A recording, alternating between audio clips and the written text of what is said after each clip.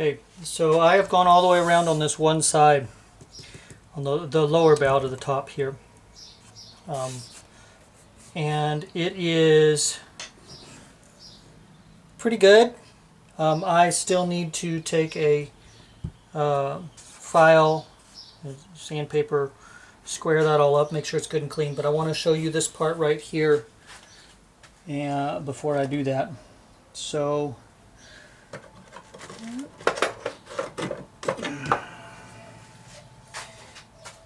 first thing I want to do is follow my line across so that I have a nice transition from one side to the other. And so I'm going to be taking my scraper here, and this one is angled. I've got a deeper angle on one side and a shallower angle on the other.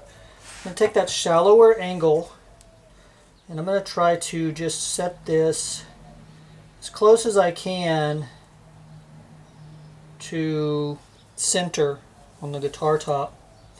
And I'm following my line that I marked for my purfling binding here, and where I have cut to, which was my line on this other side. If I've got that, I can then take something like a razor blade, just very gently come across the guitar top on that line.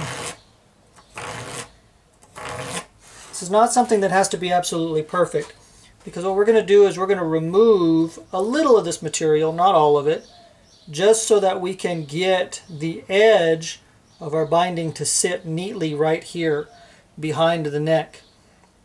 So we have to make a small channel here. And all I've done with this is I've marked a line so that I have a line to cut to, and it's about 2.5, maybe 3 millimeters. Because again, my binding's not very deep, it's only about 2 millimeters. So I don't think I even have a chisel. See, this one would be too wide. This one's about 4.5 millimeters. This is an 1/8 inch chisel. And so I don't even think that's going to work for that. But what I can do is I can take my larger chisel and I can very carefully come along my line and just take a little bit of material out.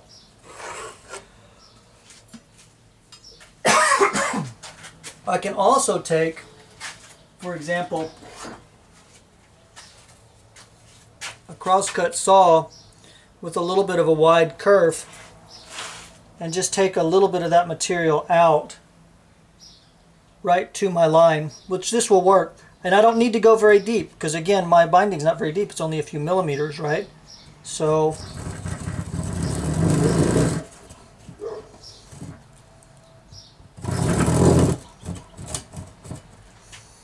I'm going to move this just a little so you can still see.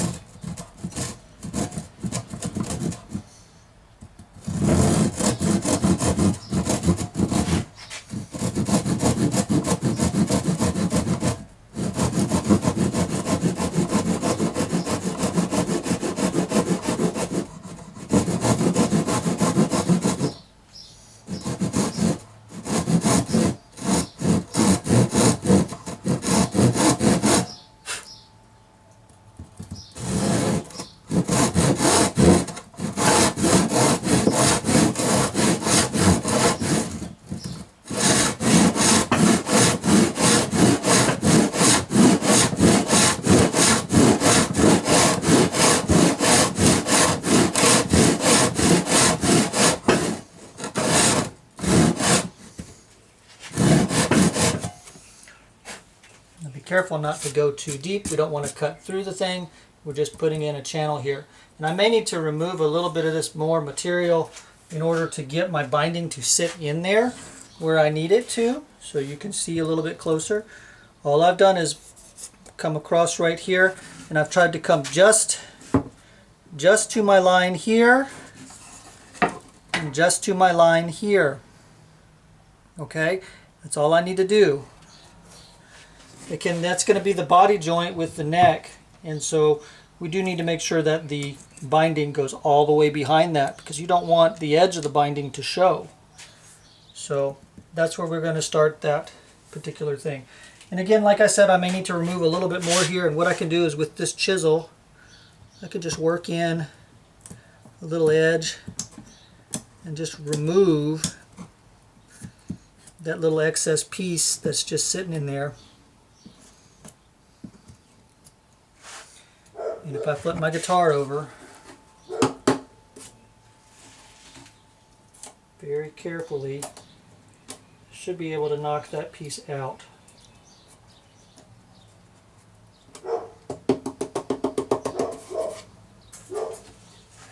With little or no trouble. And then I can adjust my binding to work with that. So.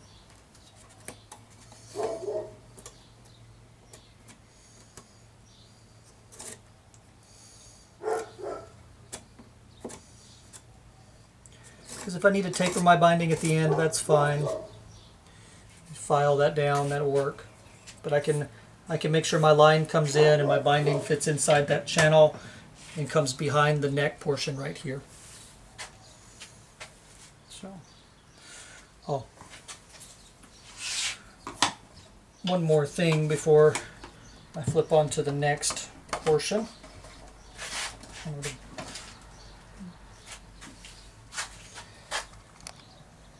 back you up a little bit. Okay, so if you have a little nail file like this, or like this, they are really good for getting into this section right here at the waist, because I can press it in there and file, sand that waist.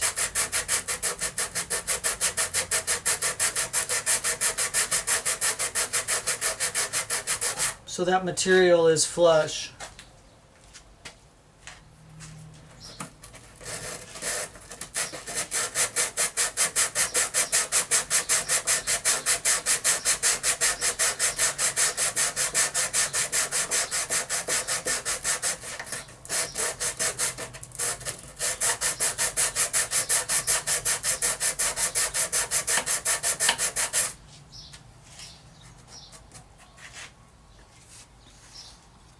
Around the side so you can see. So I'm just sanding in this area right here, pushing this into here.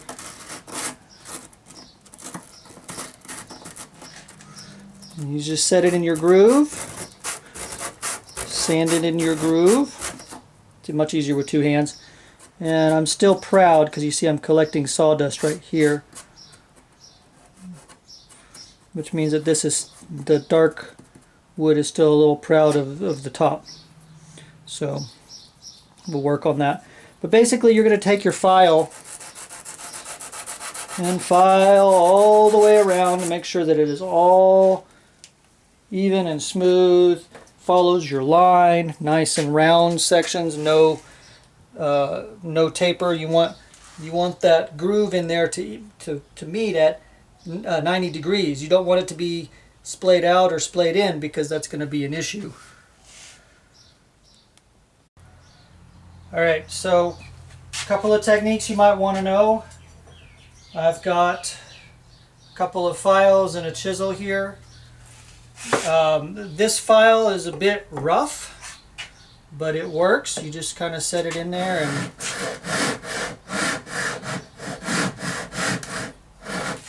work along your guitar.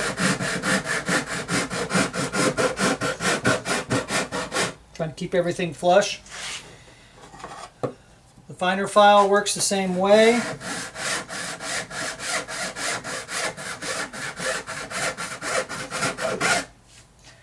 All you're doing is trying to make sure that your channel is good and square, and and follows your line of your guitar. It doesn't have any bumps or waves or anything in it. The other thing you can use is a chisel, and like I've been using the chisel like this to go around the edge. Well, sometimes that rounds it over just a little bit. So what you can do is you can set your chisel in the corner of the channel, and it should be a good square, and kind of work it like you would your card scraper.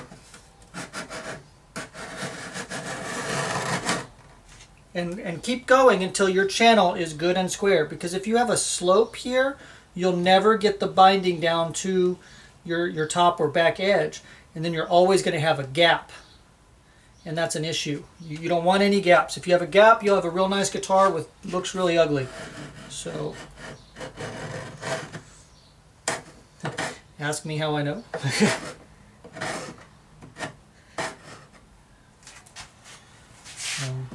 I find it easier if I'm always pulling it towards me. I don't like to pull it away.